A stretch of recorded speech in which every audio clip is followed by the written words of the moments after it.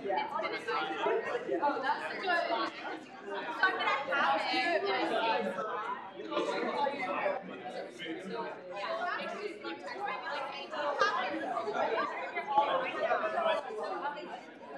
Oh my gosh, no, you're fine.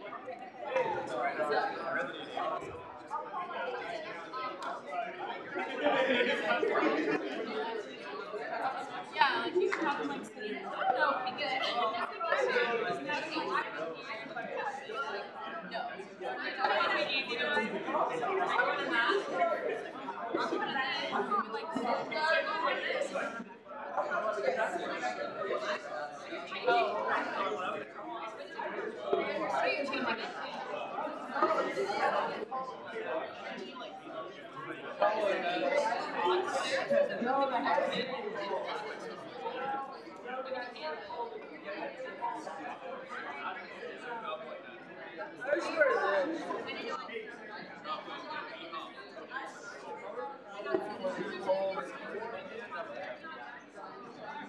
He's talking loud and he's facing Ryan.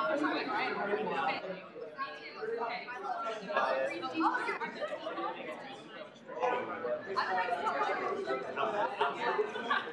I'm taking 500 next week.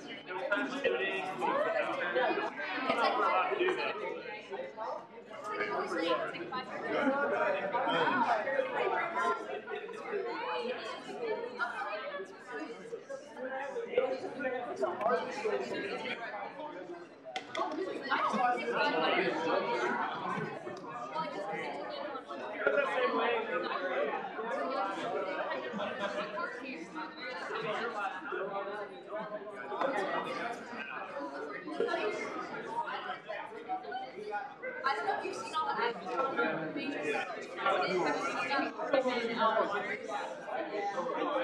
My cousin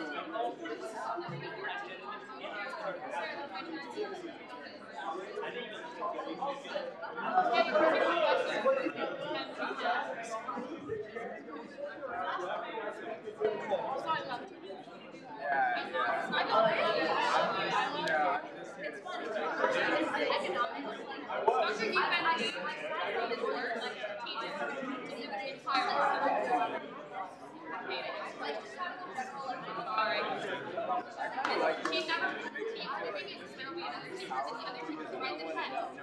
And Dr. Leeds, he just stuff however he wants. So okay, I know how to do it in class. I know I didn't either. That's my first teacher. They're going to like 9-4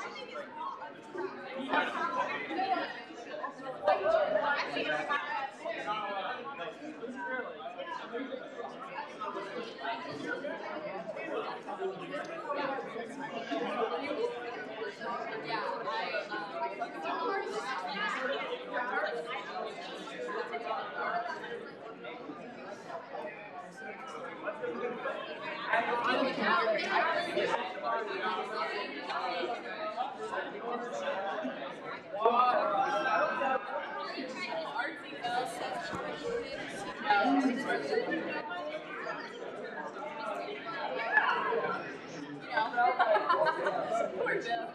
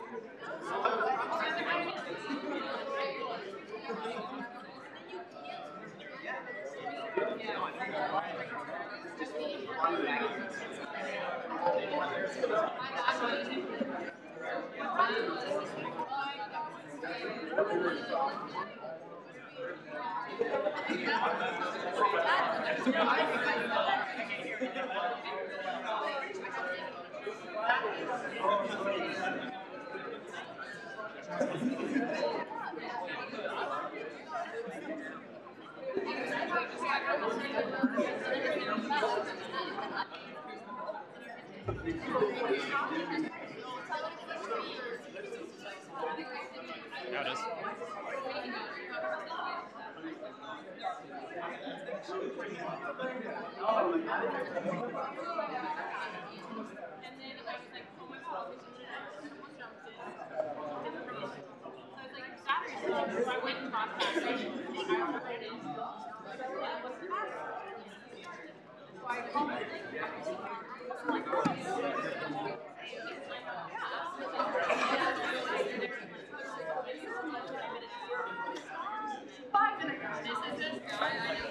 All right, so if we can go ahead and take our seats.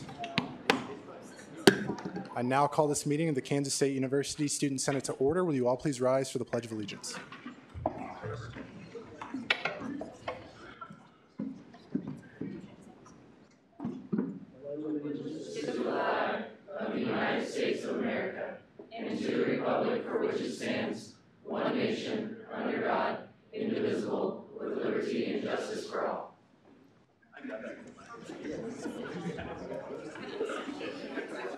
We will now move into first roll call.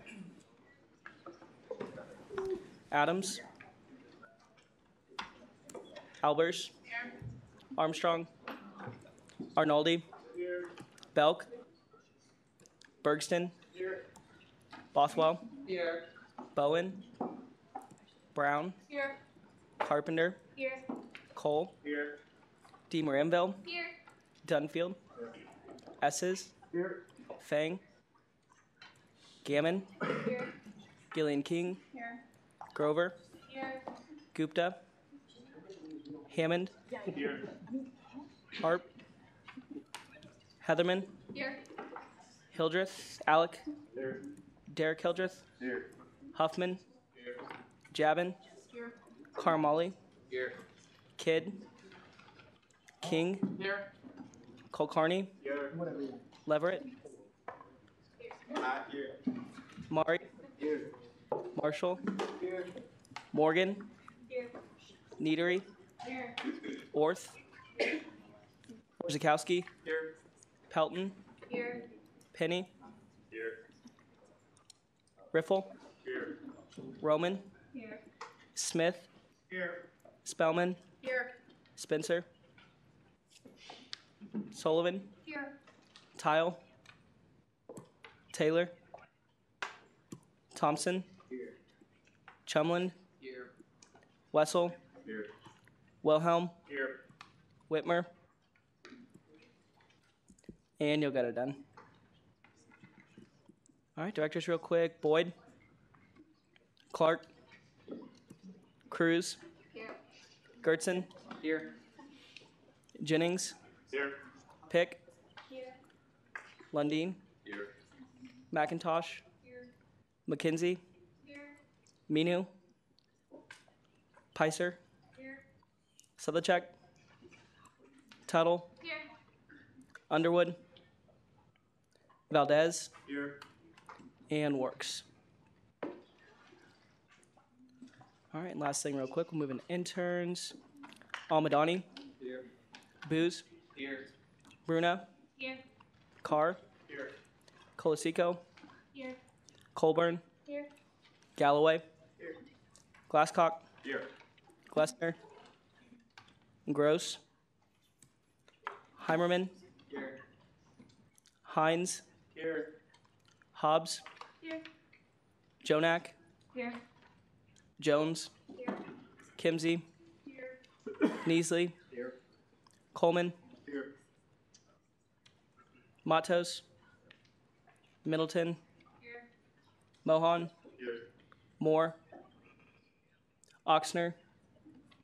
Peterson. Phillips. Here. Rice. Here. Quevedo. Schrader. Scott. Here. Sytek. Here. Slider. Wallace. And Willis.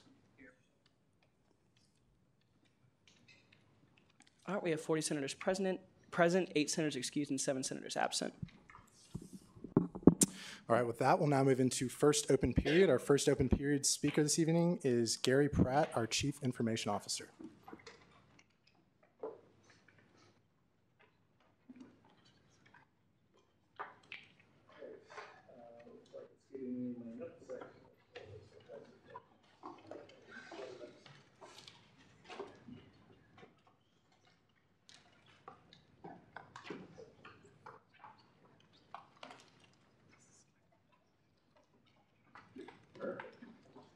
Okay, let me really quickly reintroduce myself. I'm Gary Pratt. I'm the Chief Information Officer, so basically that means I run the information technology organization here on campus. And what I wanted to talk to you today, we've been going through a process to develop a K-State IT strategic plan, and so I'm going to go through, we are sitting at about, what I'm presenting to you is what I would consider about a 75% plan. What we want to do is take this out on the road. You're actually my first test case for this to really talk through what we have, see if we heard you right, because we went out and did a lot of listening sessions and get your feedback into it. I realize you have a short period for a presentation, 15 minutes, and I've got a presentation that's probably a lot longer than that. So I'm going to try my best at speed talking here and get as fast through this as I can. So I'm going to go ahead and start off. I've been here for just over a year. I passed my 1-year anniversary on the 1st of October. It's been a year of learning, basically lots of listening sessions going out to campus.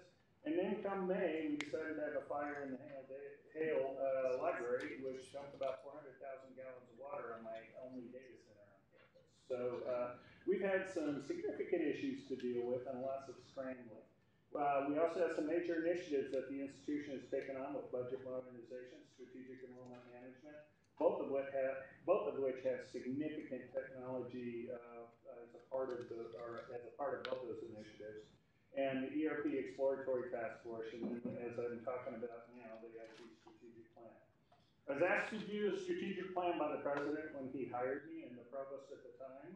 And my first question to them was, what do we want to do? Do we want to do a central IT strategic plan for IT, or do we want to have a K-State IT strategic plan? Well, the president said we want this to be strategic. We have to have it at the institutional level. So that kind of changed what we had to do. So we went out and we did a number of listening sessions. We had almost 20 focus groups, almost 20 key stakeholder interviews, and we had a web survey. Face-to-face, we had almost 250 people participate, and in the web survey, we had over 1,300 people participate and provide us information. We went through an analysis of that information over the summer. Because I want a K-State strategic plan, I did not want to just have my central IT directors be a part of that. So we invited 15 additional leaders from across campus, decentralized IT units, to be a part of it. So 25 people taking this on, spent 40 hours over the months of July and August analyzing the data that we had and coming up with the framework for what we're showing you right now. We brought it to all IT staff about a month ago, got their feedback, and that's what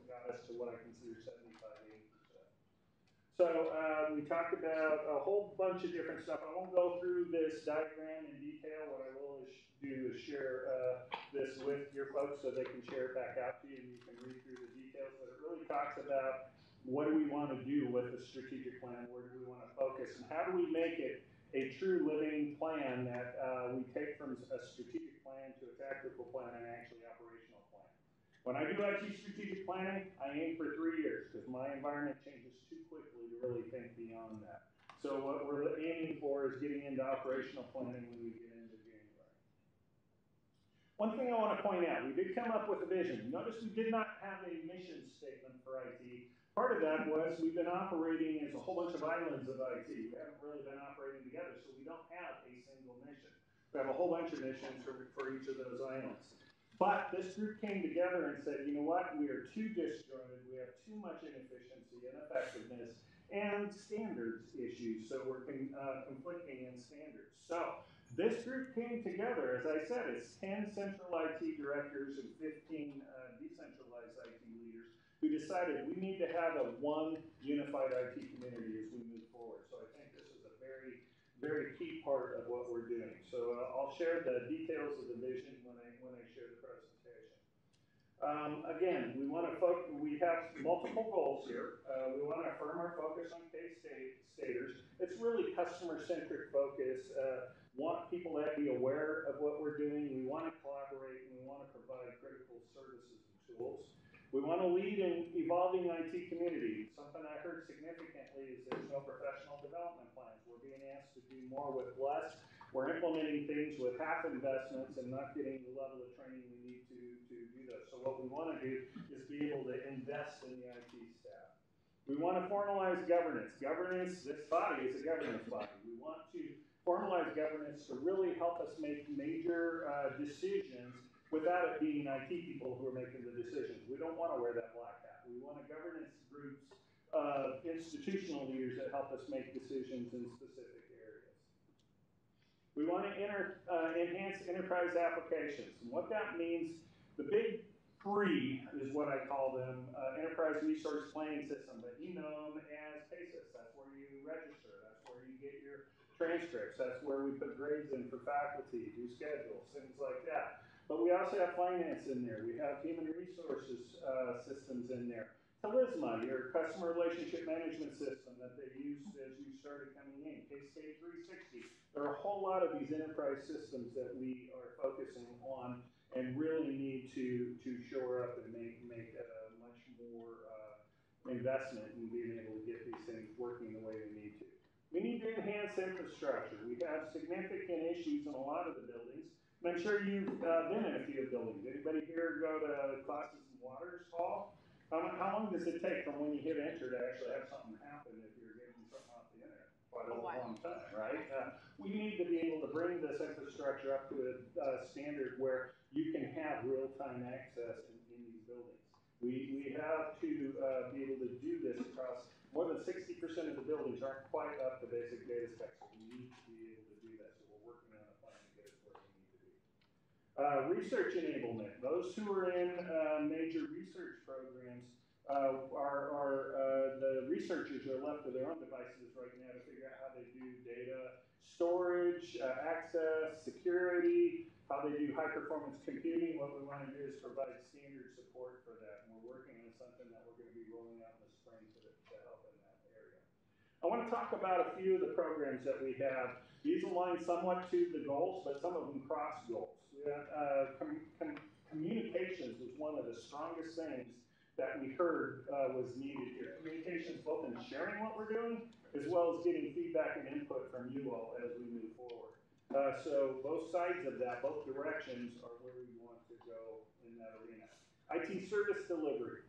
We want to have a unified IT service catalog, a basic level of service and support that customers across campus, I know people twinge when I say customers in a higher ed environment, but we consider you our customers. We consider staff and faculty our customers. We need to provide that basic level of service and let people understanding how they can get access to that service. So we want to improve that service capability. We want to talk about the unified IT organization and governance. We actually, as I said, had 25 leaders from across campus say we need to work together. We're not saying everybody's reporting to Gary. What we are saying is we want to have standards that we're all following. We want to have processes. We want to be able to rely upon each other if we need expertise. Because we have almost 300 IT staff on campus. Less than half of them report to me. What we want to do is have a coordinated, concerted effort on how we move forward. Strategic infrastructure modernization. So we talked about the network upgrade. We have a data center issue. As I said, I dumped 400,000 gallons on the data center. We're running, we have systems up and running, but you can't add that much water to electronic components and not have issues. So we're working on a cloud first strategy where we're going to be moving everything out of the existing data center. 80–90% of it is going to go into cloud type solutions. And that'll give us disaster recovery, business continuity, the capability and ability to grow and change as the technology changes. We talked about high performance computing strategy. That was in the research piece that I was talking about in that goal. Distributed collaboration, meaning we are working amongst all of the IT teams to get things done rather than just looking at one group or another. Right now, the smaller islands of IT, they have to do the entire depth and breadth of IT. We want to be able to share the love, if you will, share the skills, share the capabilities, so it can be a lot more efficient and effective. Disaster recovery, business continuity, those became very high on our view when we had to deal with a data center that went completely south with that much water. So what we want to do is ensure that we can flip a switch and continue running without having any concerns like that face us as we move forward. Strategic enterprise applications. There's a whole lot of these. I don't need to go through all of them. But you use a lot of these. If you ever use Palismart, K-State 360, you use the enterprise CRM for students. If you do registration and get class schedules and go for transcripts, that's what you get into for an enterprise resource planning system. We have an older one that's looking at being end of life. That's what a vendor term is within the next few years. So we want to plan ahead so we can replace it and get a modern 21st century application in place. Okay. Time for the speakers expires. Is there a motion to extend? Intern Hines. I move to extend time by 10 minutes. Second. It's been moved and second. Extend the speaker's time by 10 minutes. If there are no objections, you have 10 more minutes. Thank you. So business intelligence analytics capability. We want to have informed decisions as we move forward. So right now we have disparate data systems. We want to bring them together in a data warehouse and provide very forward-thinking analytics on that and actually do predictive analytics so we can do things that can help with student success, with the operations of campus. Cybersecurity, you're all aware of this. If you participated in the October set of events that we did, we actually did a thing right before Halloween of the nature of cybersecurity issues. We now have a Chief Information Security Officer, so we're going to have a major plan to improve enterprise security, again, security of the data, security of you as users. User experience, we want it to, right now, there is a mobile app out there. We haven't done a whole lot of development on that. We want to be able to create a lot of capabilities in that mobile app, be able to really work on transforming the learning environment, teaching and learning environment, the research environment, really increase the experience of users.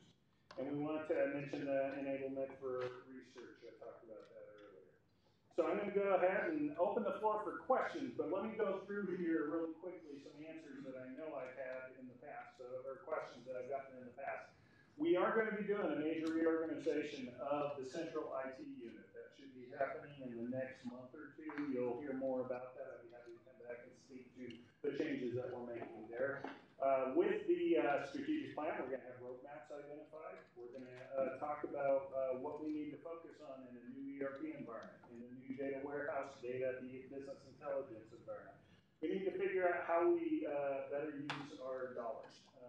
A lot of people are saying, Gary, you need more money, you need more people. Well, I'm not convinced of that. I'm not sure we're using the resources we have to its best effect. So we need to go through and really figure out how we can do that. Alignment with the strategic plan, institutional strategic plan, increase accountability, governance, career ladders is really how we start doing professional development for staff, give them ability to grow within their positions, and let them develop so that they can be successful. So with that, I'm going to open the questions with what? I have 2 minutes left.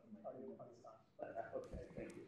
All right. Are there any Sorry, I talked questions? very quickly there, so I apologize. I just wanted to make sure I got through all the content.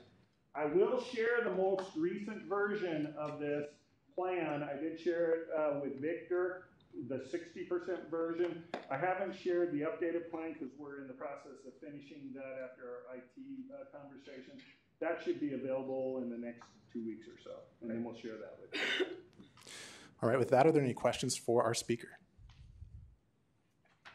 Yes. Vice President Dr. Pitts? Pratt, thank you for coming to speak. It's always interesting to hear about IT. How much, as you begin to form this roadmap and these changes that IT will be doing in the next 3 years, will you have student input within that? Will you be working with Victor? And how are you going to use, that customer input to ensure that it's all streamlined? Absolutely, and I can tell you input from every constituent, students, staff, and faculty, as well as outside community, because we do support there as well, groups like that. Just to let you know that we've already started that with the information gathering in the Q&A set, or in the information gathering where we have the interviews. We actually had Jordan and your past student body president participate in the interview. We did a number of student focus groups, and a lot of students participated in the web survey. I expect that to continue. When we start moving forward, I want to come talk to you on a regular basis when you have a question. I want to be able to engage with Victor's committee. That really is the best place to get engaged immediately, but we need to figure out how best to get input from students at large. That one's a little harder to answer for me. So. Cool, thanks. Oh, let me say, there's one other group. They just created a student advisory group for the strategic enrollment management, and a number of you are on that group, and a lot of what they're going to be dealing with is technology-related issues. Cool, thank you. All right. Further questions? All right. If not, thank you very much for coming tonight.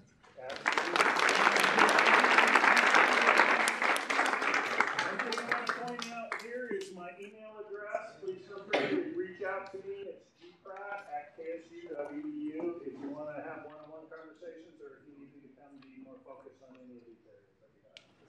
Thank you.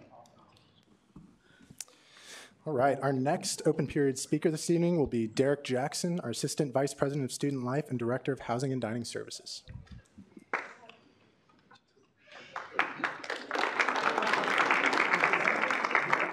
My plan is not to take near as long, so but I'm willing to come back. So originally when I scheduled my time to come and speak, I was going to talk about the Derby Dining Center renovation, and I would love to come back probably early in the spring semester in January to give you an update, as well as to listen and kind of get some feedback as well. We've begun the design for Derby. We've had some opportunities to engage with our architects. They were here yesterday. They've been here a couple weeks ago. We've met with some had some student focus groups, so I would love to continue the engagement with our students on what the future of Derby might look like and kind of the priorities of things to keep, things to change. So when I come back in January, but I'm going to use my time to talk a little bit about Ford Hall mold to give you an update. So last time I was here, I spoke about our top to bottom investigation and evaluation of where there may have been some mold and how we mitigated it and how we did as far as solution to solve the problem. And what we found, and then we did air sampling. So I wanted to kind of give you a report of what we found.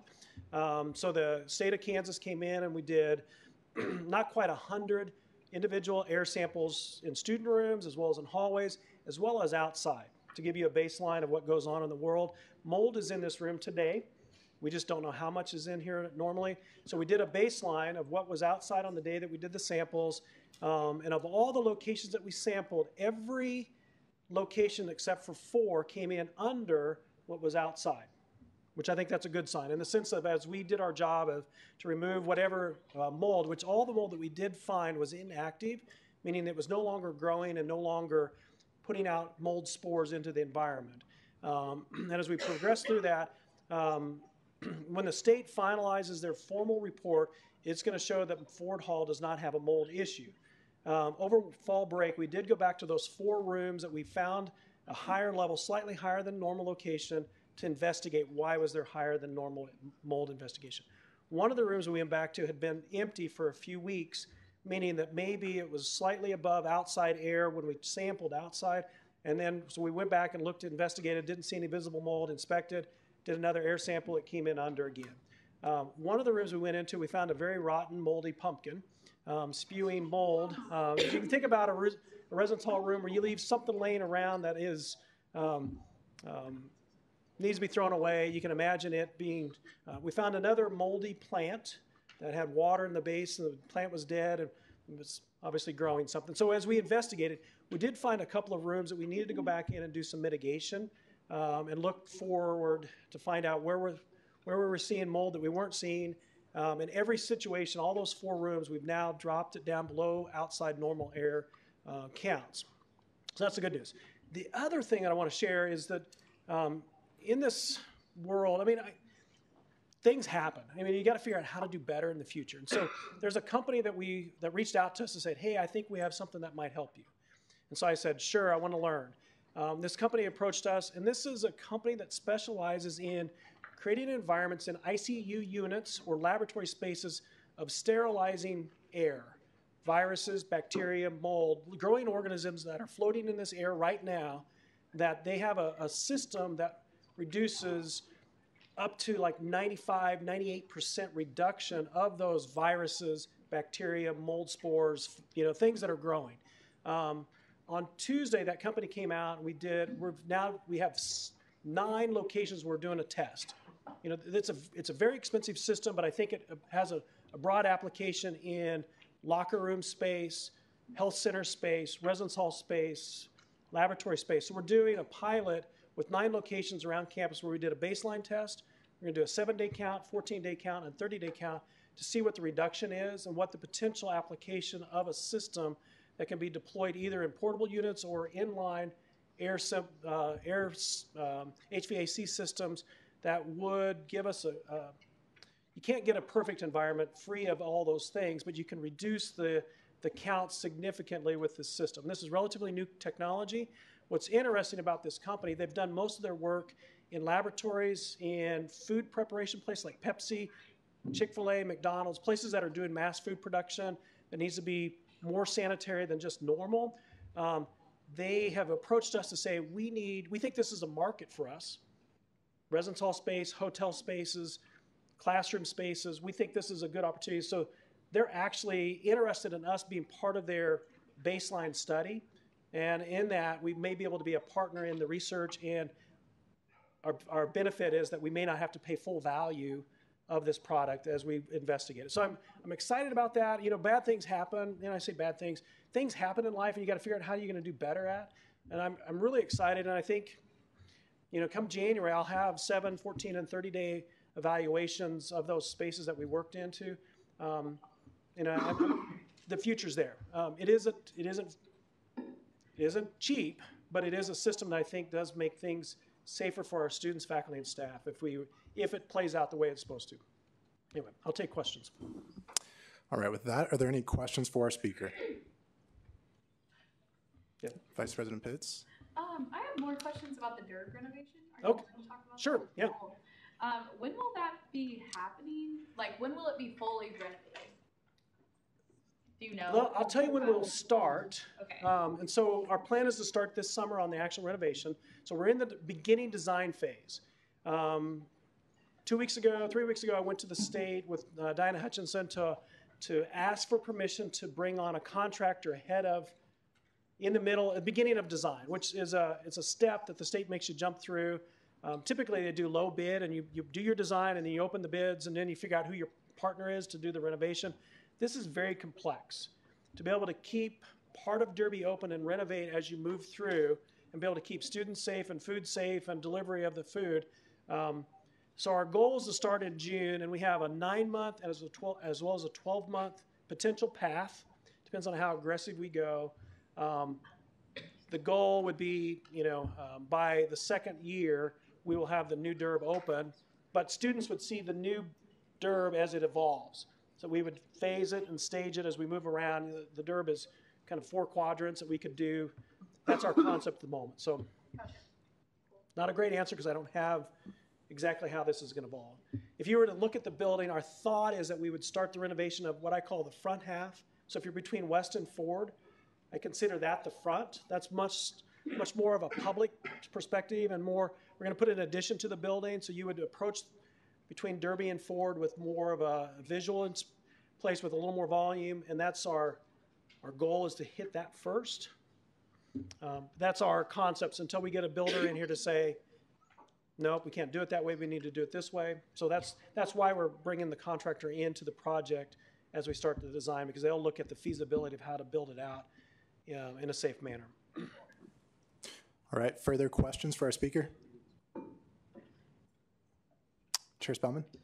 The company doing the air sterilizations, which one is that? Synexus.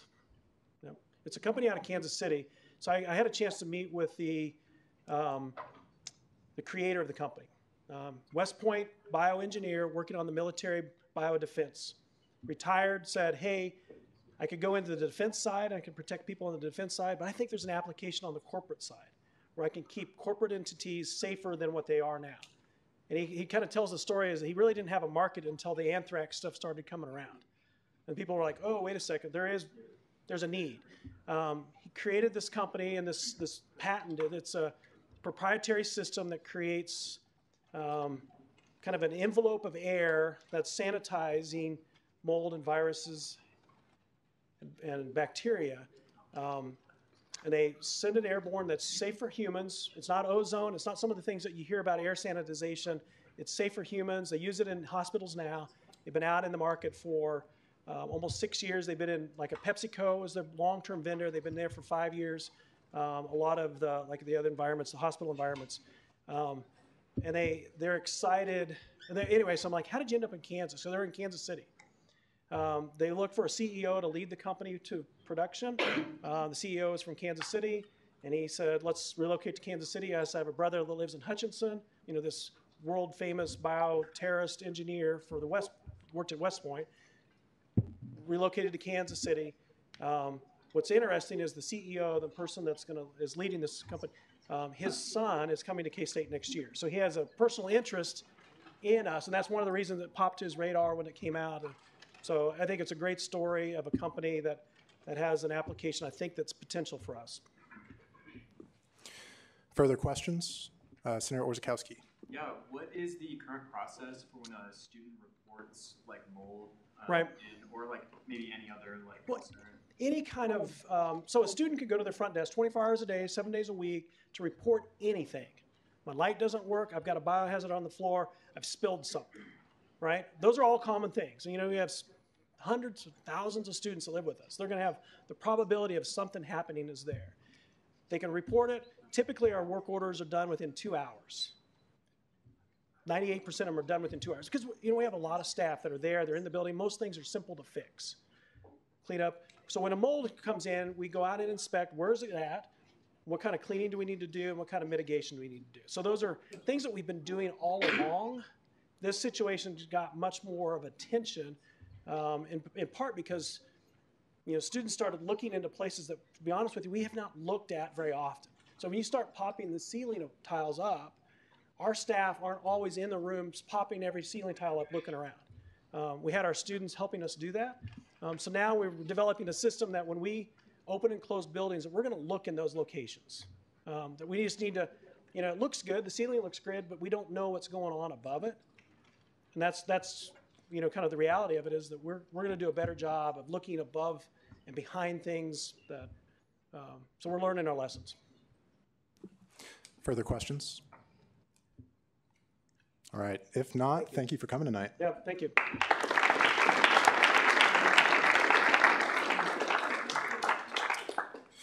All right. Are there any more speakers for first open period? Seeing none, Senator King, if you could please come forward. We are now going to take a photo for the yearbook, and Senator King is going to walk us through that. Hi, everybody. So we're going to take our yearly picture for the yearbook. As many of you know, last year we had a big mistake with the picture. That is not going to happen again because I myself am going to be overseeing the placement of the picture in the yearbook, so that will not happen. So what we're going to do is we're all going to go, the square dancing team is meeting now, but our photographer just met with them and they're going to give us a space for the time to do this picture. So we're going to all go back to the foyer of the Union where the big power cat is, and then our photographer, Mary Kate, is going to kind of instruct you guys on where to stand. and then we'll get all your names. So that's what we're going to do right now. So we're just going to go to the foyer of the union. Yep. All right, be there.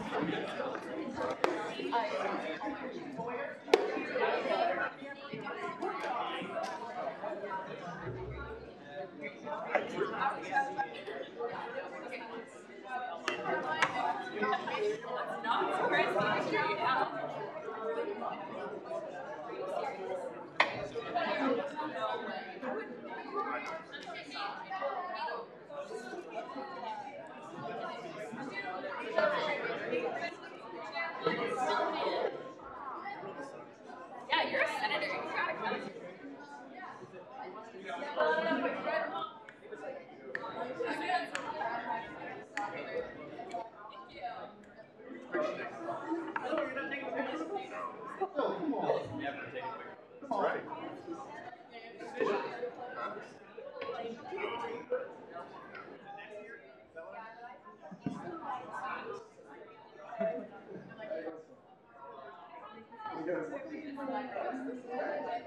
January, I was like, so like, But it sucks. It's not like 2 hours.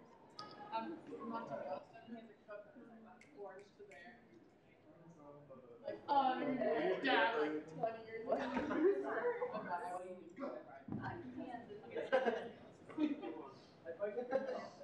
I mean, 15 years ago. Guys, I literally. I dropped like my hair back.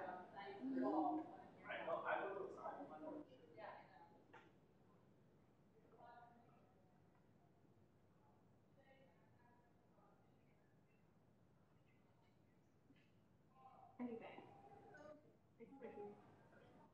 You can turn freaking. You don't have to stay. My shoes on.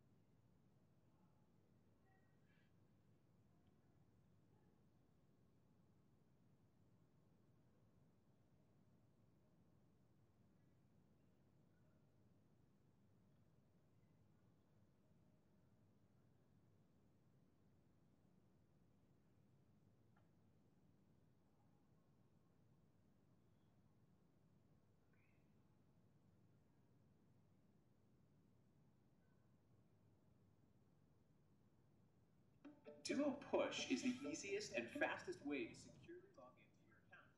Just enter your username and password, and Duo sends an authentication request directly to your smartphone. Tap Prove, and you're in. Duo Mobile, one-touch authentication.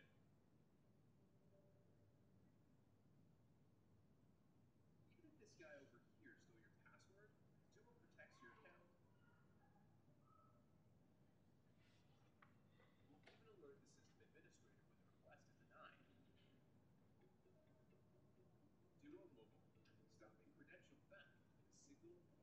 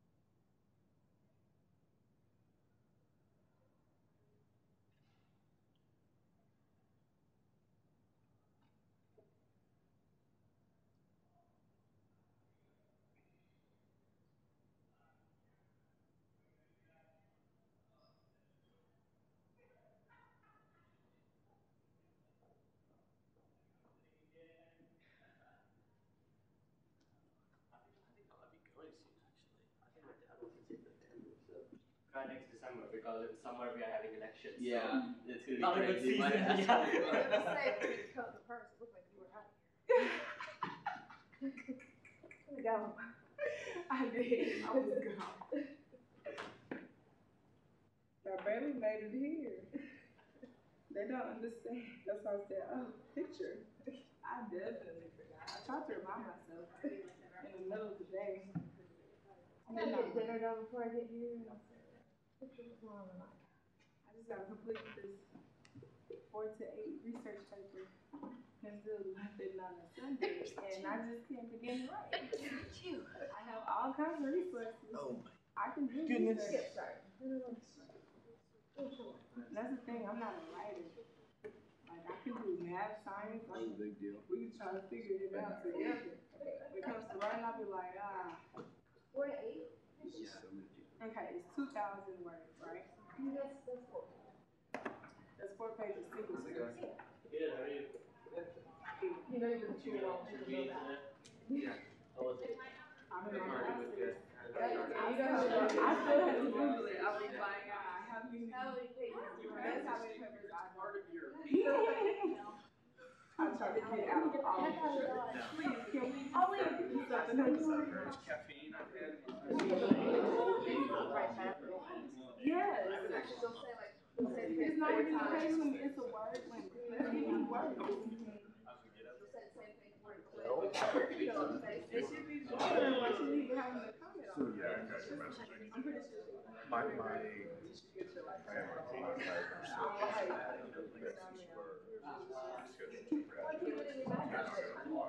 Okay, that makes sense.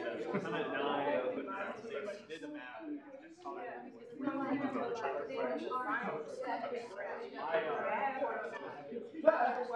No, congratulations.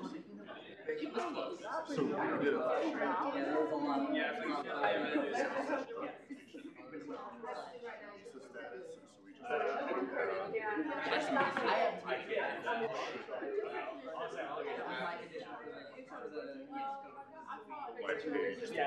Yeah. We'll get Nick even have one. We'll see how it goes. Let me know.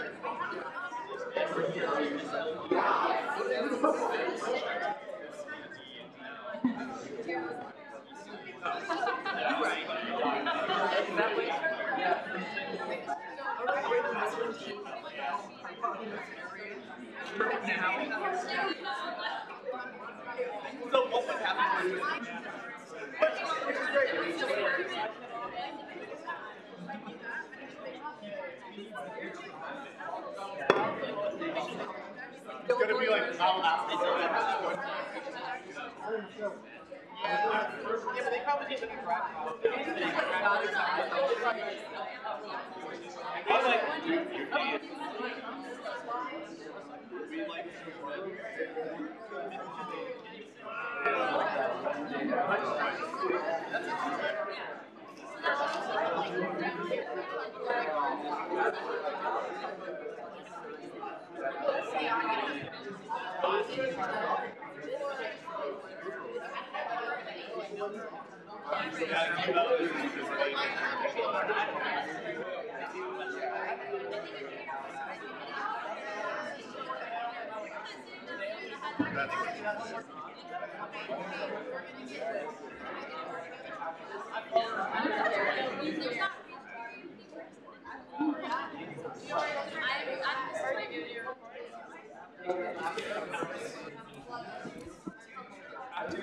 All right, Senator, if we can go ahead and take our seats, we're going to keep going.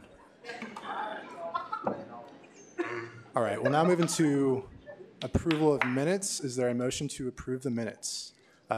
Senator Wilhelm. All right, it's been moved and seconded to approve the minutes. If there are no objections, minutes are approved. All right, we'll go ahead and move into announcements for the week.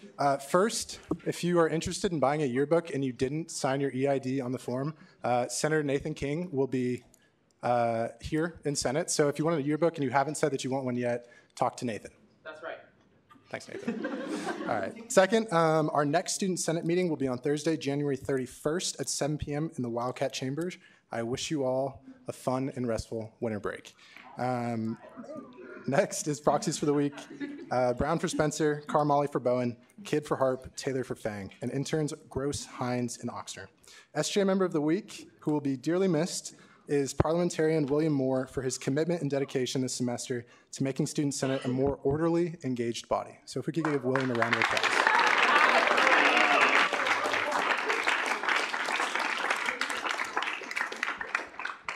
All right, and the quote of the week this week in honor of Steven Hillenberg, who is the creator of SpongeBob. It finally dawned on me that if I was going to do my own show, all those things I lectured about and obsessed about would make for an interesting world. Steven Hillenberg. All right, next up on the agenda is commendations. Is there a motion to consider Resolution 26? Intern Coordinator Bothwell. I move that we consider Resolution 26. Second. All right, it's been moved and seconded that we consider Resolution 26. Will the author please come forward?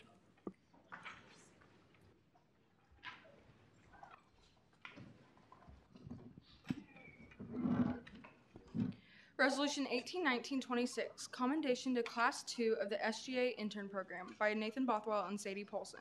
Whereas, according to the Kansas State University Student Governing Association website, the passion behind the Student Governing Association Intern Program is educating and preparing students to become future leaders across the legislative, judicial, and executive branches of SGA. Whereas, meetings for Class 2 of the 2018-2019 SGA Intern Program were held every Thursday from October 18th, 2018 until November 15th, 2018 at 5:45 p.m. in Wildcat Chamber. Whereas, meetings covered information about the executive, legislative, and judicial branches, as well as how to file or apply for office. Whereas, interns were able to listen to and ask questions of current members of SGA, including the SGA advisors, student body president, speaker of the Student Senate, and SGA Attorney General. Whereas, interns participated in activities to help them engage with various parts of SGA, including committee meetings, Senate meetings, executive branch platform brainstorming, and judicial hearings. Whereas, all students at Kansas State University were invited and welcome to attend Phase 1 intern meetings. And whereas 19 students attended 3 out of 5 Class 2 meetings, allowing them to be eligible for the Phase 2 applications. Be it resolved that Section 1, Kansas State University Student Governing Association commends Class 2 of the SGA Intern Program for their interest and commitment to serving as a 2018-2019 SGA intern. Section 2, KSU SGA commends the following members of Class 2 for attending a majority of Phase 1 meetings: Jake Adams, Shikaya Aho, Nick Beasley, Morgan Bittencourt, Cheyenne Bruner, Benjamin DeZub, Julia Howie, Peyton Kavanaugh, Marissa Lux, Reagan Nelson, Grace Pelsick, Cameron Peck, Alex Roth, Reagan Stone Street, Isaac Sunderland, Matthew Swords, Zachary Terrell, Colin Thompson, Justin Watkins. Section 3, upon passage by the Student Senate and signature of the Student Body President, a copy of this resolution shall be sent to all SGA interns who attended a majority of Phase 1 meetings. All right, with that, are there any questions or corrections for the author? Can all of the interns that I just read their names stand up, please? Give them a round of applause.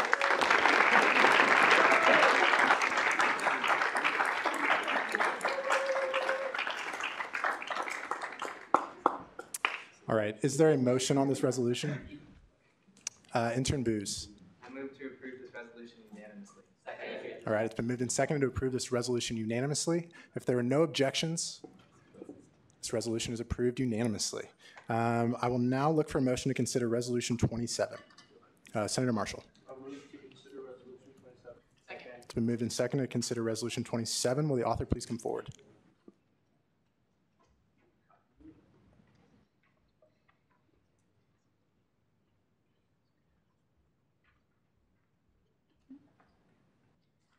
Okay, Resolution 181927, commendation to the Kansas State University crops judging team by Nils Bergson, Sarah Gammon, Julia Gross, Alan Hines, Reed Huffman, Mariah Kimsey, Reed Middleton, Sarah Neatery, Noah Oshner, Thomas Smith, Jake Wessel, and Carl Wilhelm.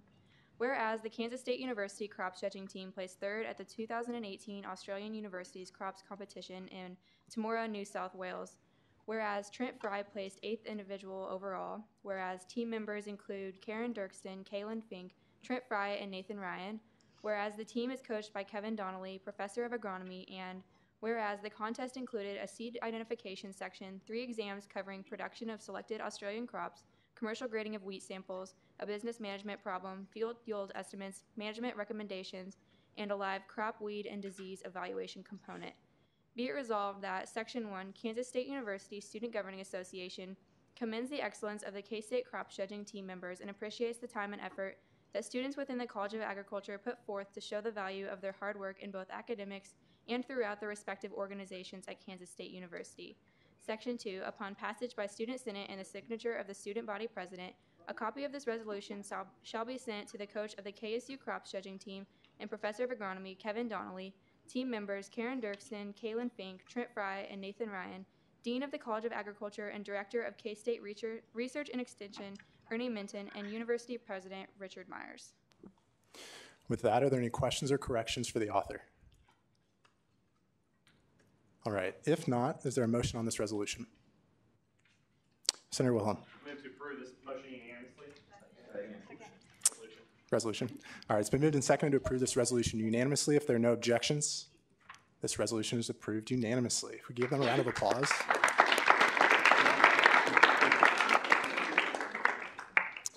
All right, I will now look for a motion to consider Resolution 28. Coordinator Bothwell. I move that we consider Resolution 28. Second. It's moved and seconded to consider Resolution 28. Will the author please come forward?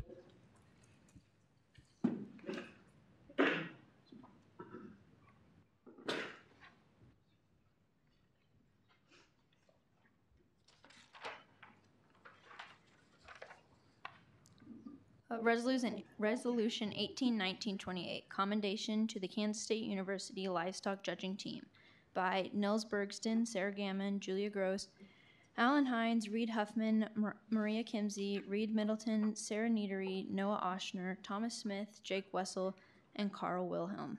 Whereas the Kansas State University livestock judging team was named reserve national champions at the 113th Collegiate Livestock Judging Contest in Louisville, Kentucky. Whereas Hannah Frobose placed 4th overall individual and Peyton Dahmer placed 6th overall individual. Whereas the team was named National Champion Beef Cattle, National Champion Sheep and Goats, High Team Sheep and Goat Reasons, High Team Performance Sheep, High Team Performance Cattle, High Team in all performance classes, and 2nd High Team Oral Reasons. Whereas team members include Colton Obacon, Cody Bowden, Kara Comstock, Peyton Dahmer, Wyatt Durst, Hannah Frobose, Cameron Hayden, Emily Holt, Dean Clark, Cody LaFrance, Shane Myers, Jacob Pettigrew, Shiloh Shockey, and Whitney Whitaker. Whereas the team is coached by Chris Mullenix, instructor of animal science. Whereas Peyton Dahmer, Wyatt Durst, Hannah Frobose, Cameron Hayden, and Dean Clark were named All-Americans based on livestock judging success, campus and industry involvement, academic excellence, and community service. And whereas Kansas State University, 5 All-American, or more than double that of any other institution. Be it resolved that Section 1, Kansas State University Student Governing Association commends the excellence of the Kansas State University livestock judging team members and appreciates the time and effort that students within the College of Agriculture put forth to show the value of their hard work in both academics and throughout their respective organizations at Kansas State University.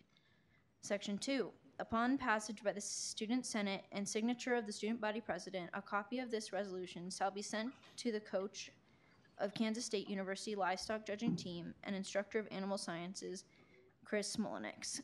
Team members Colton Obacon, Cody Bowden, Kara Comstock, Peyton Dahmer, Wyatt Durst, Hannah Frobose, Cameron Hayden, Emily Holt, Dean Clark, Cody LaFrance, Shane Myers, Jacob Pettigrew, Shiloh Shockey and Whitney Whitaker, Dean of the College of Agriculture and Director of K-State Research and Extension, Ernie Minton, and University President Richard Myers. All right, with that, are there any questions or corrections for the author? Seeing none, is there a motion on this resolution? Caucus Leader Heatherman. I move to approve this resolution unanimously. Second. All right, it's been moved and seconded to approve this resolution unanimously. If there are no objections, this resolution is approved unanimously. If we could give them a round of applause.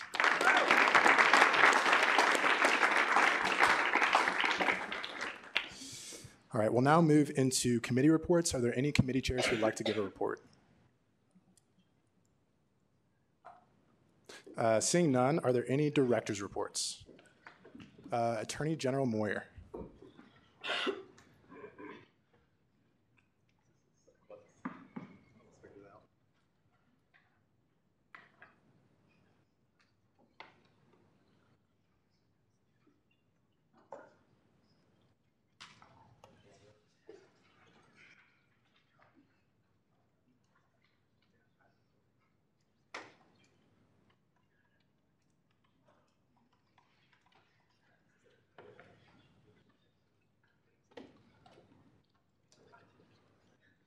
Well, like I said, I'm Peter Moore, and I'm just going to try and apply the power to official. Yeah, you're good. All right, so I'm just going to. It's a little bit of a learning curve. So just an outline. We're going to go through who's on it, what the boards we have, our jurisdiction, and how our process exists. The leadership positions. I'm the one who could be here tonight, as you can probably tell, but this is the rest of our leadership team. So our primary board, where most of our work gets done, is the student review board, which for some people it helps to process, or when you think about it like a court. There's 5 students, and they'll hear a code of conduct complaint. So that could be like something like drinking, and then they'll go to the student board. We'll hear the respondent, which is the student in violation, come tell their side of the story. We'll hear it, then depending on how it goes, decide if they're in violation or not, and then decide upon an appropriate sanction. And they're always educationally based, so it can be something like an alcohol reflection module, like the one you do at the start of the year, but a little more intense, or if the student is showing that they're a serious concern for campus, maybe they can no longer be on campus. So that would never happen with alcohol. It'd have to really be elevated, something like repeated theft. This is the code of conduct I was mentioning about. There's 22 different line items. Some of them are kind of antiquated, where they mention faxes, but we're getting there. So these are the 3 we see most common: theft, alcohol, and drug usage. It happens at tailgates. That's kind of where we see the most. Probably 90% of what we see comes from the tailgating experience. The student tribunals are appellate board, so they hear the appeals that can come from a lot of different places, like parking citations appeals. When you lose your parking pass, it goes to the tribunal. When you have a case of the student review board and you think the process didn't go correctly, you can bring it here. And then there are some different methods through the elections committee, the elections commissioner. Their decisions can be brought here also. They additionally try bills of impeachment if that would somehow ever happen. That's where that would occur after the Senate Ops Chair gets that started. And they can interpret governing documents like the Constitution, bylaws, or specific statutes. Parking Citations Appeals Board. We're not really connected to parking. Parking exists somewhere in judicial, and we don't really interact with them. That's a conscious decision by both of us. We think we function better with some separation between us. We point their members, and we help them with their documents because they don't really take the initiative to do that. Where do we go? On campus or campus-sponsored events. We don't do Greek life. See bold.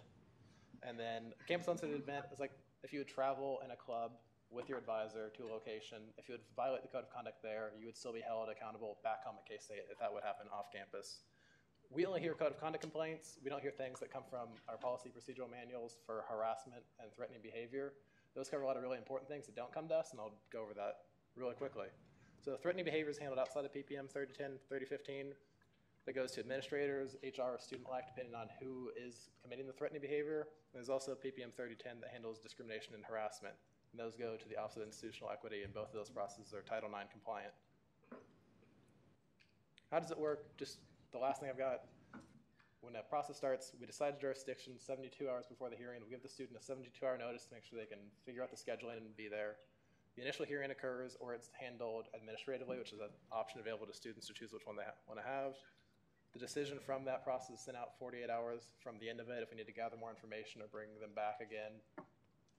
The student has 3 class days to write an appeal to the Attorney General, and then the tribunal hearing is held if they write their appeal. And after the tribunal hearing, that's the final action. There's no other way to appeal it past there. That's all I have. Questions? All right, are there any questions for our Attorney General? Senator Brown. So if a student gets in trouble, or like with K-State police or something, or who reports to you that like people do bad things, I guess? The K-State police do. Okay. And also a lot of RAs and individual students can do that. Like with the smoking policy, those reports come from individual students. Further questions? Treasurer Martin. What's the punishment for violating the smoking policy in general? If we're not, that's kind of a hit and miss thing. We're going to have our first case for that soonish, so I'll let you know. All right, further questions? All right, seeing none, thank you, Peter. Are there any more director's reports? Director Boyd.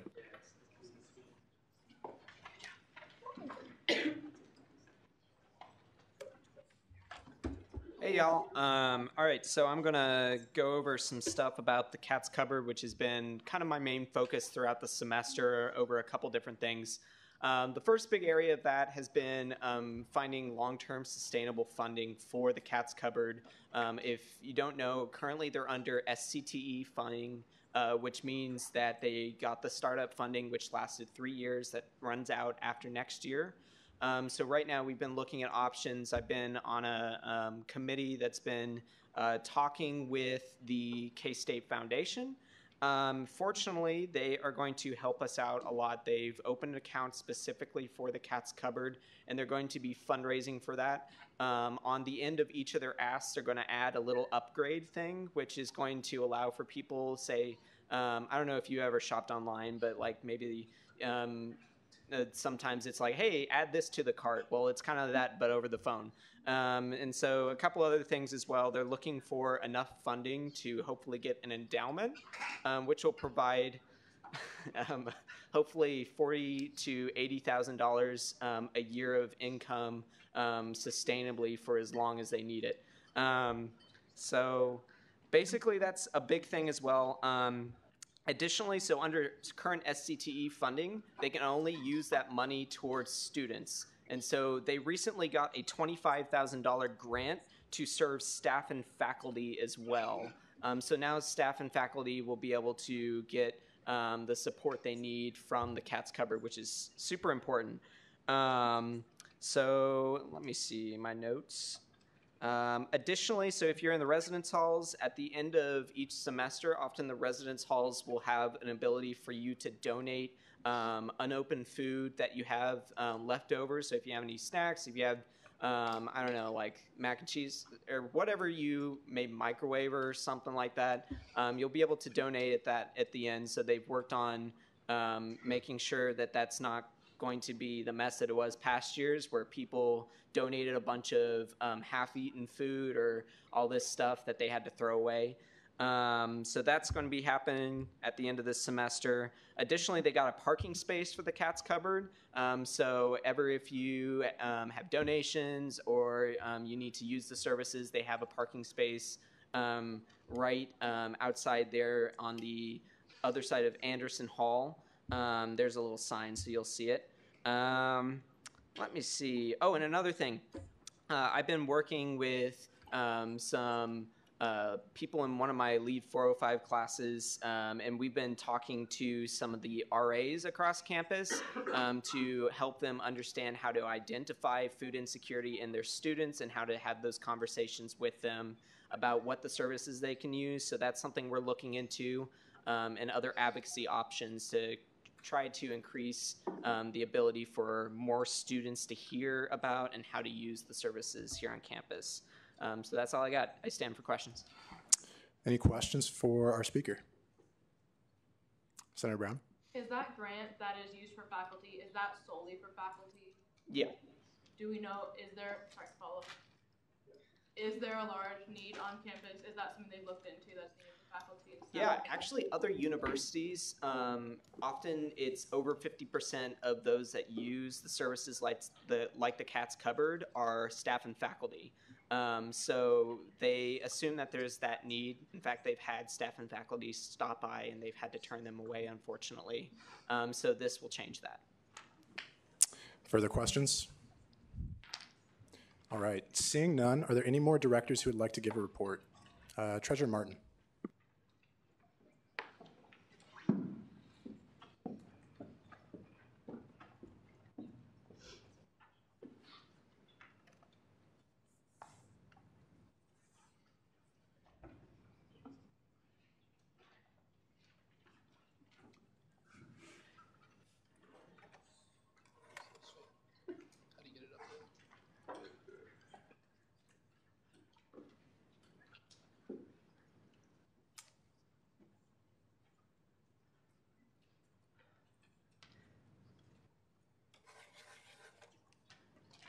Oh, here we go.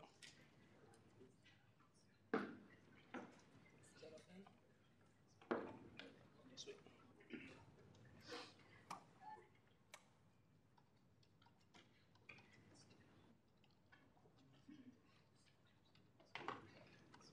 I don't even have to log in.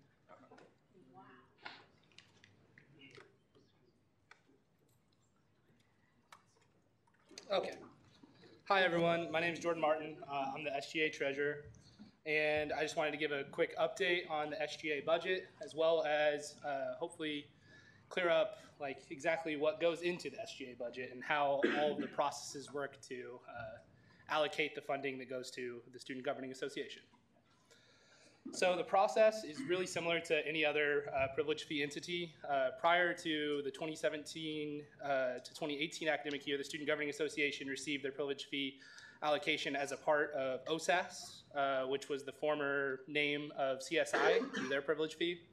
And then as a measure to increase the transparency for the student body, the Privilege Fee Committee moved SGA to its own privilege fee, and that was Bill 1617-106.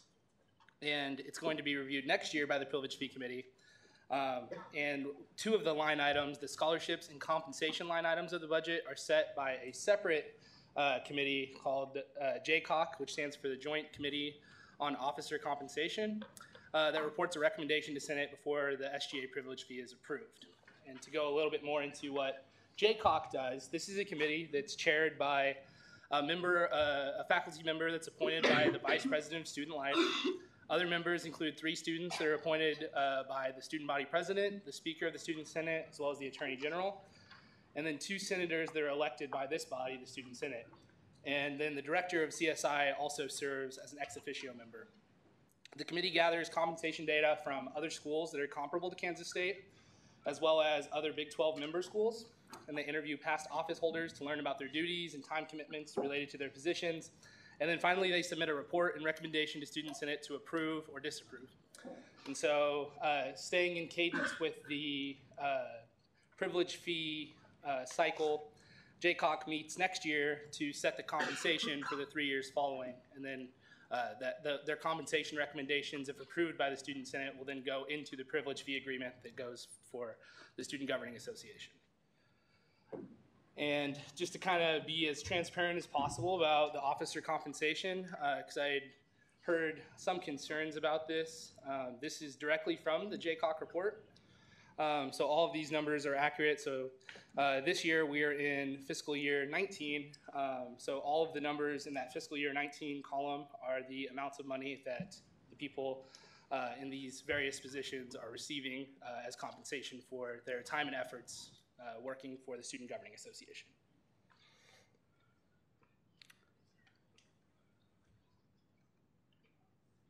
And at the end, I can go back to this slide if you guys want to look at it longer, or if anyone at all wants to see this presentation, I can send it as well. So then going into the current state of the budget, right now our scholarships are exactly half of what they were before because we haven't allocated out the scholarships for next semester.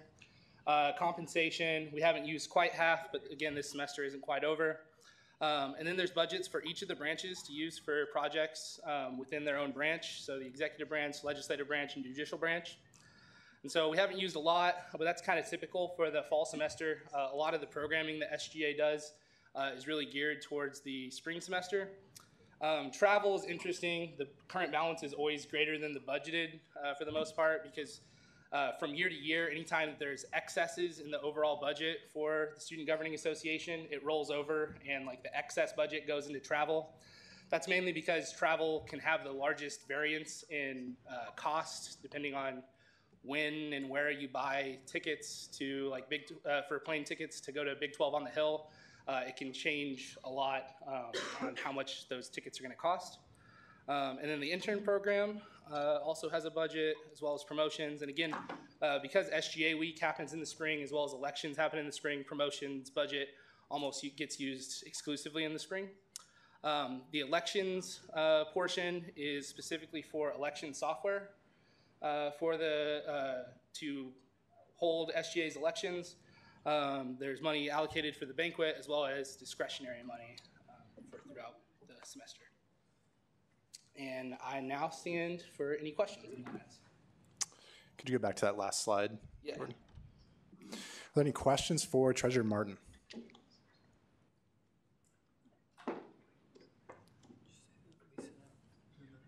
Yeah, we'll go ahead and send this out to SGA as well if you all would like to take a look at it. All right, if there are no questions, are there any more directors who would like to give a report? Speaker Pro Tempore Arnoldi.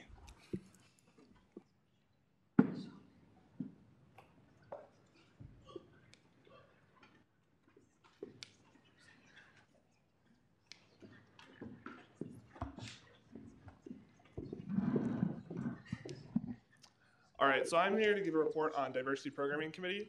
We finished up our third quarter of allocations. We reviewed 7 projects, and our total allocation from this quarter was $53,000, $594.07, which means we're going into our final quarter in the spring with $80,000 approximately left in our budget, a little bit more than that. So we allocated 4 out of the 7 projects that we reviewed, which was to BSU,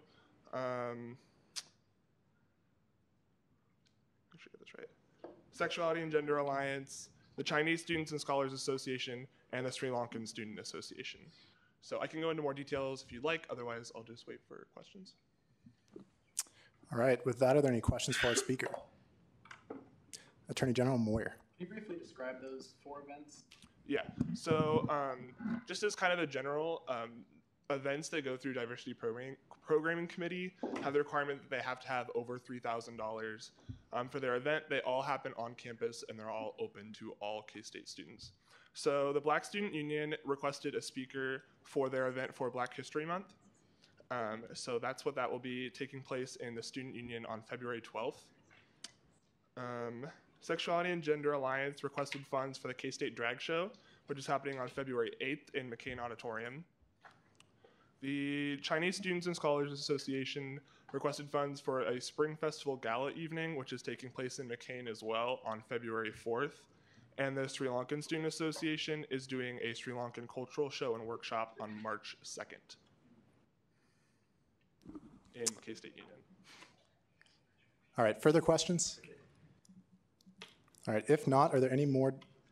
Sorry, I did have one more thing to add. I was just going to say, to put on your radar, Vedant and I have met. He's helping as well as student engagement to plan SGA week for the spring.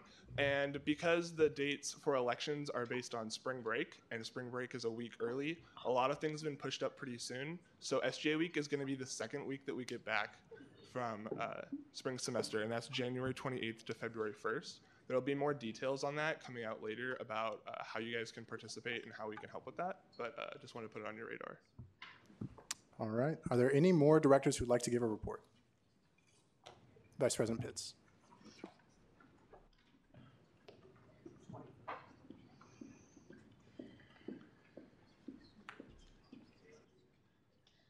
All right, I will try to keep this brief. But if any of you are wondering where Jordan and Miranda are this evening, they are at the Midwestern Higher Education Compact Conference talking about affordable options for textbooks and other educational resources. So they're getting lots of ideas and presenting and learning from one another. So hopefully they'll come back with plenty of new initiatives to work on. And then it is the last Senate of the semester, and as Ryan said, I hope you all have a very restful winter break and come back motivated to, create some change next semester. We will have a little bit shorter term this year, but you will have time until what, first week of April? How long is it? Yeah, so you have till the first week of April to put forth legislation, to start a committee, to work on things that you really believe in, and maybe not start a committee, sorry, speaker, but to work on things and really create the change that you'd like to see here on campus during your time as a senator. Good luck on your finals, and don't forget about the valuable K-State resources, which we all have to serve here on campus for students. That includes the new study spots. So while Hale Library is being renovated after the fire this summer, we are working on improving study spots here in the Union. So you can go study in the booths and everything like that we've had all semester, but they're also working on opening up the ballroom upstairs to provide more study spaces during Dead Week and Syllabus Week in these next couple weeks as you study. So be on the lookout for that, for announcements. We've also posted more about study spots on our Twitter at SBP, SBVP, and yeah, so have a great winter break and good luck in your finals, and I'll stand for questions. All right, are there any questions for Vice President Pitts? Awesome. All right, if not, are there any more directors who would like to give a report? All right, seeing none, we'll now move into approval of minor allocations. Bill 39 is a travel allocation to K-State First. They requested $200 and were recommended $200. Bill 40 is a travel allocation to Results. They requested $200 and were also recommended $200. Bill 41 is a travel allocation to Institute of Industrial Systems Engineers. They requested $300 and were recommended $300. Are there any questions on the minor allocations? All right, if not, is there a motion to approve? Senator Wilhelm. I move to approve the minor allocations. Second. All right, it's been moved and seconded to approve the minor allocations. If there are no objections, the minor allocations are approved. We will now move into final action. Will the author of Bill 42 please come forward?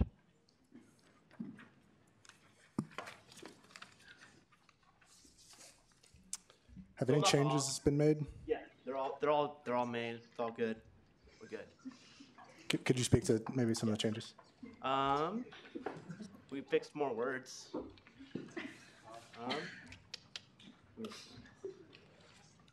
Really, they were all really minor corrections, so not very different from what it was last week. All right, with that, are there any questions on the corrections? Okay, if not, first right to debate. Yeah, pretty easy. We're just updating the Constitution. Go ahead and vote yes. Are there any questions for the speaker? All right. Seeing none, is there any further debate on Bill 42? If not, we'll move into a roll call vote on Bill 42. Adams? Yes. Albers? Yes. Armstrong? Yes. Arnaldi? Yes. Belk? Bergston? Yes. Bothwell? Yes. Bowen? Brown? Yes. Carpenter? Yes. Cole? Yes. D. Moranville? Yes. Dunfield? Yes. Esses? Yes. Fang? Gammon? Yes. Gillian King? Yes. Grover? Yes. Gupta? Hammond? Yes. Harp? Heatherman? Yes. Hildreth? Yes. Hildreth? Yes. Huffman? Yes. Jabin? Yes. Carmali? Yes. Kidd? King? Yes. Kulkarni? Yes. Leverett? Yes. Mari? Yes. Marshall? Morgan? Yes. Neatery? Yes. Orth? Yes. Orzakowski? Yes. Pelton? Yes. Penny? Riffle? Yes. Roman? Yes. Smith? Yes. Spellman? Yes. Spencer? Yes by proxy. Sullivan? Yes. Tile? Taylor? Thompson? Chumlin? Yes. Wessel? Yes. Wilhelm?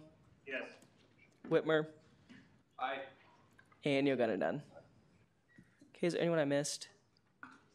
Yes. Jansen, yes. All right, Bill 181942 passes 43 to 0 to 0. All right, we'll now move to Bill 43. Will the author please come forward?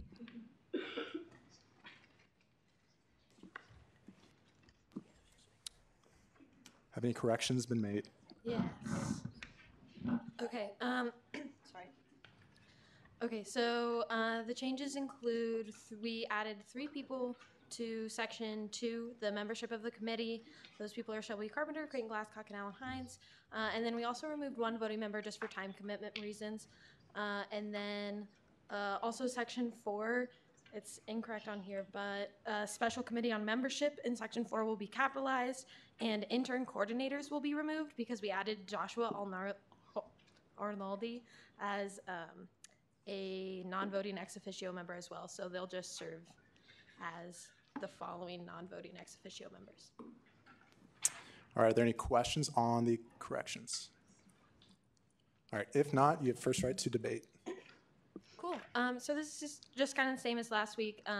Looking at the whereas clauses, we see that it's necessary to continually review and evaluate and create policies regarding K-State or Kansas State University Student Governing Association, Student Senate membership and representation.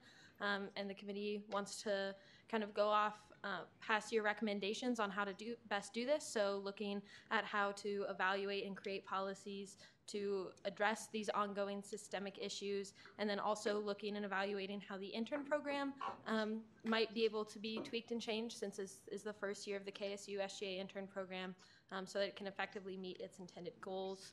And then, yeah, so we met informally last week just to kind of get the ball rolling. We're going to meet next Monday as well at 7. And again, anyone is welcome, and I welcome more people to come than just the voting members on the committee so we can get as many voices as possible. And yeah, that's all. All right, questions for the speaker? Senator Whitmer. Could you just go into detail about what systemic issues you foresee the committee dealing with? Yeah, so the last couple of years there has, because of a former special committee on membership, there is the demographic survey that is taken of the Student Senate. So we're working on that so that K-State, or our Student Senate, isn't representative of demographics of K-State as a whole. So we're kind of looking at how we can change that and improve that. And so what we've talked about in the first or the first informal meeting to get the ideas rolling, looking at, again, the intern program, and then also Senate engagement and the Senate Engagement Committee, and how we can look at those policies and what Senate engagement as a committee is doing, and what the special committee that has existed in a new form for the last 3 years can do.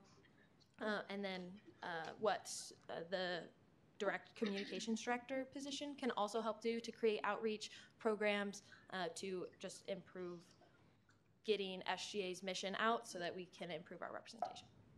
Follow up? Granted.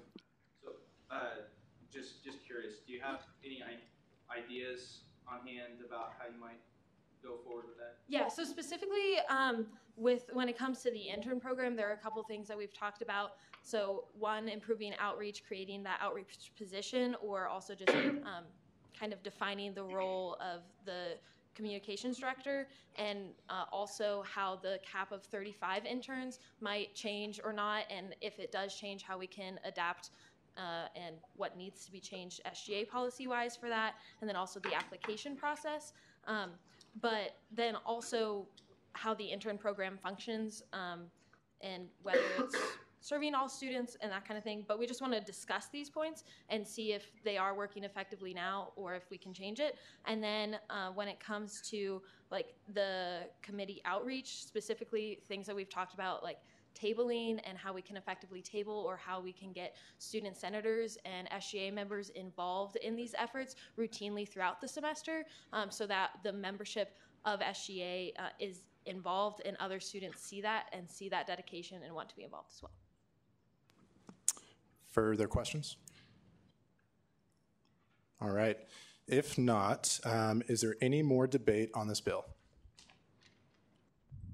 Seeing none, we'll move into a roll call vote on Bill 43. Adams? Yes. Albers? Yes. Armstrong? Yes. Arnoldi? Yes. Belk? Bergston, Yes. Bothwell, Yes. Bowen, Brown, Carpenter, Yes. Cole, Yes. DeMoranville, Yes. Dunfield, Esses, Yes. Fang, Gammon, Yes. Gillian King, Yes. Grover, Yes. Gupta, Hammond, Yes. Harp, Heatherman, Yes. Alec Hildreth, Yes. Derek Hildreth, Yes. Huffman, Yes. Jabin, Yes. Karamali, Yes. Kidd, King, Yes. Kulkarni, Yes. Leverett, Yes. Mari, Yes. Marshall, Morgan, Yes. Neatery, Yes. Orth, Yes. Orzakowski, Yes. Pelton, Yes. Penny, Yes. Riffle, Yes. Roman, Yes. Smith, Yes. Spellman, Yes. Spencer, Sullivan, Yes. Tile, Taylor, Thompson, Yes. Chumlin, Yes. Wessel, Yes. Wilhelm, Yes. Whitmer, Yes. and Yogunadon. Is there anyone I missed? Okay, it passes 41 to 0. All right, we'll now move into introduction of legislation. Is there a motion to consider Resolution 29? Senator Wilhelm? Move resolution 29. Second. All right, it's been moved and seconded to consider Resolution 29. Senator Albers? I move that the author be allowed to summarize. Second.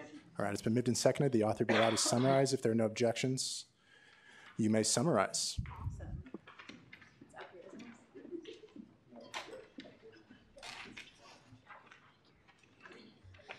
All right, I will try to make this quick. So as Student Body Vice President, I serve as the chair of the Educational Opportunity Fund Committee. So we take proposals by different entities on campus which serve student needs and kind of look at them and decide the amounts of money that they should get based on what they propose. And this uses about 1% to 2% of the overall student tuition dollars, which comes out to about $360. So we took their proposals and voted and looked at the need of that and if it was really imperative to fund them, and then took it to the committee.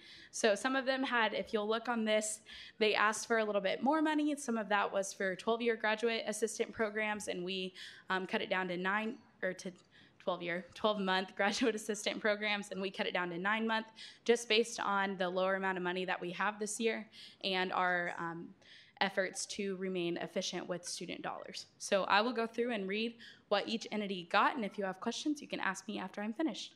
It might take a little bit. There's 29. So the Graduate Assistant Program for the International Student Center will be receiving $9,890. Oh gosh, it's gonna take a while. International Student Scholarships for the International Student Center will take $5,600. Graduate Research Assistant in the Office of Student Life will be $9,890. The Office of Institutional Equity will receive $0. The Graduate Research Assistant in the Care Office will receive $9,890. The services to students with cognitive disabilities through the Student Access Center will be $9,890. These next 4 proposals will be with Student Access Center, so I'll read off the titles but not the office. Services to students with mobility impairments, sensory impairments, and chronic health condition will be $9,890. Scholarships to students with cognitive disabilities will be $5,600. Educational evaluations for underrepresented students who have or likely have learning disabilities will be a flat $6,000. Scholarships to students with mobility impairments, sensory impairments, and chronic health conditions will be $4,200. The Department of Food, Nutrition, Dietetics, and Health Office through the College of Human Ecology with the Guatemala Education Abroad Scholarship will not receive anything. The Graduate Assistant Program through the Developing Scholars Program will receive $9,890. The Graduate Assistant position through the Office of Undergraduate Research and Creative Inquiry will receive $9,890. The Joey Lee Garman Undergraduate Scholarship under the Undergraduate Studies for Community and Cultural Harmony will receive $3,500. The Developing Scholars Supplemental Funding for mini grants will be $3,000. Staley School of Leadership Studies student salaries for public and community service programming will not receive any dollars. The Graduate Assistant position in peer education through K-State First will receive $9,890. Undergraduate positions in the Office of Diversity will receive $7,680. And I have a note on that. Office name has changed to Diversity and Multicultural Student Affairs, and they had several accounts that were different, and so it looks a little bit different on the legislation, but I'm working with Amy Lee, our accountant, right now to change those accounts and clear it up, but they are receiving all the money that they proposed for. Holtz Hall Tutoring Center student salaries through the university-wide tutoring service with Academic Achievement Center will receive $75,110. The continued development of a sustainable recruitment and retention plan for college-bound students of color and first-generation students through the Center for Student and Professional Services with College of Ed will receive $16,666. The support services for multicultural students in academic transition program through the Academic Achievement Center will receive $9,890. I have 8 more to go. You can hold on. Graduate Research Assistant through Non-Traditional and Veteran Student Services will receive $12,890. The Graduate Assistant Program through the Office of Multicultural Student Organizations will receive $9,890. Graduate Assistant position for Holtz Hall Tutoring through the Academic Achievement Center will get $9,890. The support for first-generation students' engagement and success on closing the achievement gap with a graduate assistant program through First Scholars will receive $9,890. Graduate assistant program through the Academic Achievement Center will receive $9,890. Needs-based scholarships for full-time and part-time non-traditional undergraduate students through non-traditional and veteran student services will again receive $9,890. Even though that's written wrong there, I need to change it. And then child care subsidies for student parents, ChildShips, Center for Student Involvement. This is really a huge reason why EOF was created. We'll be receiving $100,904. And finally, the Graduate Research Assistant for a Safe Zone through Counseling Services will receive $9,890. So as you heard, many of these are through graduate assistant programs, which will go to help those offices in helping students and having someone there to assist students in need. So some of these are a little bit not quite along the lines based on some changes this last year, but they should be all fixed by the next form of legislation. Thanks, guys. Any questions for Vice President Pitts? Senator Cole. Yeah, it's the fourth one. It's the student salaries for graduate student positions through the Office of Institutional Equity. What was the reasoning behind that being $0 for fiscal year 20? Sure. So the Office of Institutional Equity is really similar to an office like K-State PD, and they're it's a responsibility of the university to serve students through that. So through EOF, if K-State Police came to us and asked for money, we probably wouldn't fund that because it's more a responsibility of the university and not of student dollars to fund that. It's more like it's kind of their responsibility so much as students not wanting to give their dollars to that certain entity. So we decided not to do that and ask them to look for asking for funding from the university itself and finding other sources to do that from. I don't know if that's really clear. I talked to Heather a lot about it, and sense? Yeah. Okay. Yeah. So we had a pretty long talk about it, something I struggled with, but she had said that really we should feel okay with it, something the whole committee agreed on, that we decided to not give them any money and that money could be used more efficiently elsewhere. Thanks, John. Further questions for the speaker? All right. Seeing none. Cool. Thank you. Thanks, guys. All right. I will now look for a motion to consider Bill 44.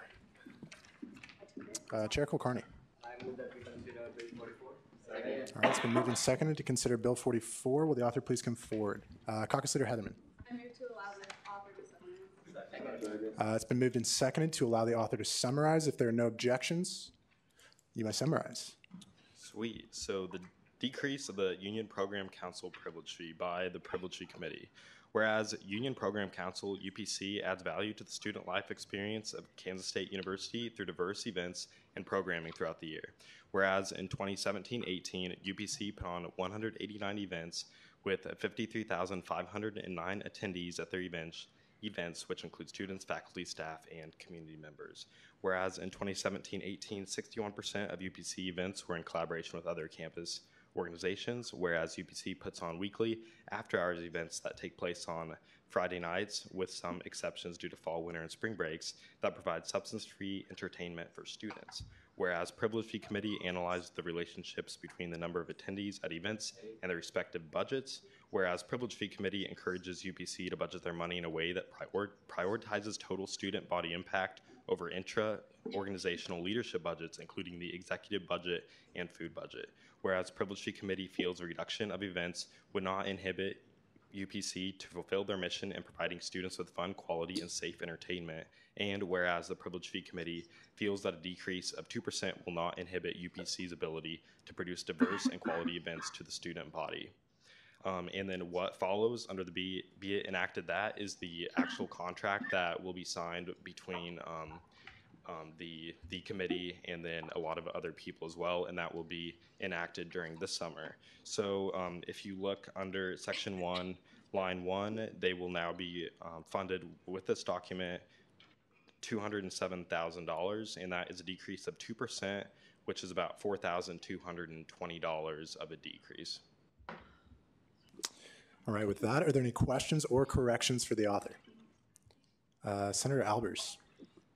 Since UPC is funded mostly through bonds and grants that aren't, promised every year, I was wondering if you could elaborate a little bit more on the justification of why you thought a decrease was reasonable. Yeah, and so so you mentioned some of the bonds and some of those funds that are not locked in that they get allocated towards every year. One of those is, I believe it's around $30,000 through PFA, which is Parent Family Association. No? Okay. And Administrative. yeah, sorry, through ed administration. Yeah. It's $30,000 through a bond and then $10,000 through Parents Family Association. Yes. Okay. So the $30,000 comes from administration, and the reason for that $30,000 is because at a lot of Union Program Council events that you see around campus, even though it's paid for by our privilege fees, they are like open and you don't have to swipe in to get in. And so that is kind of how administration has kind of put in their payment for faculty members, staff members, and the community to also come to those free events. And that money who comes through Parent Family Association, that is mostly funded through Bosco is the one who pushes that. And that money mainly goes into after hours, which you'll see in Section 1, Line 2. And so at least $59,000 of their $211,000 budget that's been the last 3 years goes to after hours, which is a certain committee in Union Program Council that puts on events every Friday nights, excluding some of those nights. And the main push for that is it provides safe and quality events that are substance-free. And so that is a push by Dr. Bosco, and so that's why you'll see on Section 1, Number 2, that money is allocated out there. So, so you talk about the future of some of those funds, and that is a concern that Union Program Council had because that $30,000 and $10,000 is not locked in every year like the privilege fee money is locked in. So they are uncertain about the $30,000 coming from administration, if that will be coming here for the next 3 years, and as well, they don't know for sure about that $10,000 either.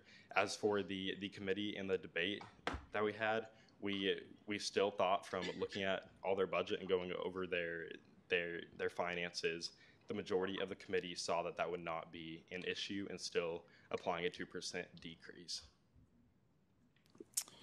All right, further questions for the author? Intern Boos. To follow up on that question a little bit, does the committee believe that UPC budgets their money in a way that they spend too much on inter-organizational leadership events? Yeah, and I will answer that. Andrew, I think a lot of that, if I don't know if it is in here. It's definitely in the minutes, in the privilege minutes at least. This was not a unanimous vote for this piece of legislation. So that being said, there is mixed emotions from the committee on whether that statement is or is not correct. So what privilege fee does is the majority vote for this piece of legislation was a 2% decrease to Union Program Council, and that is how we write the legislation, and that's how it's brought before Senate. So we will have the opportunity at the end of January, if this is referred back to privilege fee, to actually debate that, and even people who are on privilege fee who have both stances on this can come up and make that claim. Thank you. Further questions? Chair Spellman. With a decrease of 2%, how much money does each student save? Yeah, I don't know that number off the top of my head. Do you know? I believe it's 5 cents. Yeah, it is under 10 cents. Are there any more questions for the author? All right, seeing none, we will now move into second open period. Are there any speakers for second open period?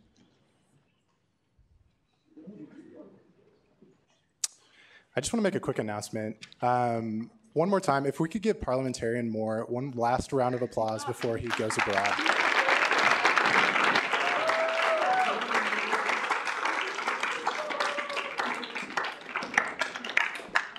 All right, if there are no more second open period speakers, we'll move to reference of legislation. Resolution 29 will be referred to the Senate Operations Committee, and Bill 44 will be referred to the Privilege Fee Committee.